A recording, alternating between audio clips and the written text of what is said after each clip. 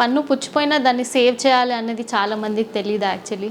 So దాన్ని మనము పన్ను తీయకుండా దాన్ని కాపాడే ప్రొసీజర్స్ ఇప్పుడు వచ్చేసాయి. దాన్ని మనం రూట్ కెనాల్ ట్రీట్మెంట్ అంటాము.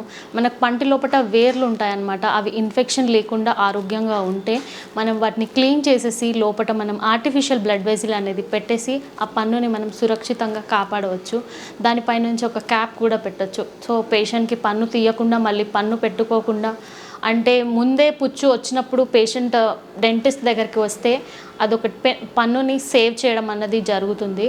పన్ను తీయకుండా మళ్ళీ పన్ను తీసిన తర్వాత ఇంప్లాంట్ అనే పెద్ద ప్రొసీజర్కి వెళ్ళకుండా సేవ్ చేసినట్టు ఉంటుంది. ప్లస్ పుచ్చిపోయినప్పుడు మనం డీలే చేస్తాం. అప్పుడు 1000 రూపీస్లో అయిపోయేది నెక్స్ట్ మనం రూట్ కెనాల్ని కూడా డీలే చేస్తారు.